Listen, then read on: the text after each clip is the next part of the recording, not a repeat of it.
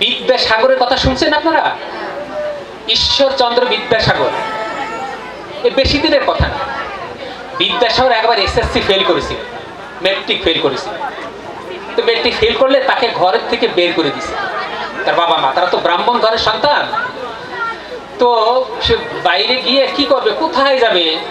সে বিরাট একটা পুকুর আছে তার বাবার, 7 বাঁধানো ঘাট, ওই পুকুর পাড়ে সে বসে আছে, সারা রাত পুকুর পাড়ে বসে আছে। সকালবেলা দেখে কি, যে সমস্ত ওই গ্রামের সমস্ত মায়েরা জল নিতে আসে। তখন পানীয় জল ছিল ওই পুকুরে, তখন তো এত টিউবওয়েল ছিল না। ওই পুকুরে পানীয় জল নিতে আসে। নিতে এসে ও দেখছে উপরে দাঁড়িয়ে একটা জায়গায় ওরা স্নান করে মাটির কলসি একটা জায়গায় রাখতে রাখতে ওইখানে ওরকম গর্ত হয়ে গেছে। তখন সে চিন্তা করে,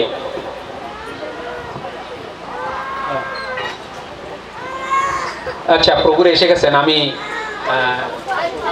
আচ্ছা আচ্ছা আচ্ছা আমি এটা শেষ করি। তো তো উনি চিন্তা করে, আচ্ছা এই যে মাটির কলসি, এই যে পাথরে ঘষা লাগতে লাগতে পাথরটা ক্ষয় হয়ে যাচ্ছে, আর আমি একবার ফেল করেছি, তো আমি কি কৃতকার্য হতে পারবো না?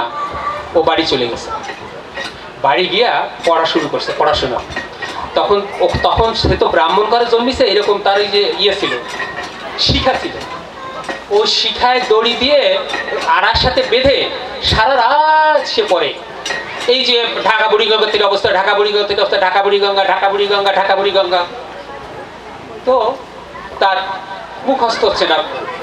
মা সরস্বতী তখন তাকে স্বপ্নে দেখা দিচ্ছে যে, দেখো ভাই, তুমি তো এত পরিশ্রম করতেছো, তোমার মনে থাকতেছে না, আমি তো তোমাকে সাহায্য করতে পারছি না। বলে, কেন মা?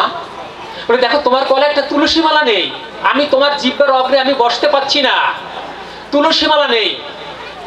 সঙ্গে সঙ্গে তা সে নিজে গিয়ে তুলসী মালা গ্রহণ করলো। তাহলে আমরা এখান থেকে কি শিক্ষা পেলাম? যে আপনাদের ছেলে মেয়েদেরকে সবাই, যারা ছোট্ট ছোট্ট ছেলে মেয়ে আছে, সবাইকে তুলসীর মালা গলায় দেবেন। কারণ তুলসীর মালা গলায় না থাকলে ওই মা সরস্বতী তার জিহ্বার অগ্রে এসে বসবে না, তার কোনো কিছু মনে থাকবে না, যতই পড়বে। ঢাকা বুড়ি গঙ্গোত্রীতে অবস্থিত, ঢাকা বুড়ি গঙ্গোত্রীতে অবস্থিত, কিন্তু সকালবেলা কিচ্ছু মনে থাকবে না। সুতরাং আপনাদের ছেলে মেয়েদেরকে তুলসীর মালা গলায় দিবেন। আর আপনারাও তুলসী মালা নিবেন।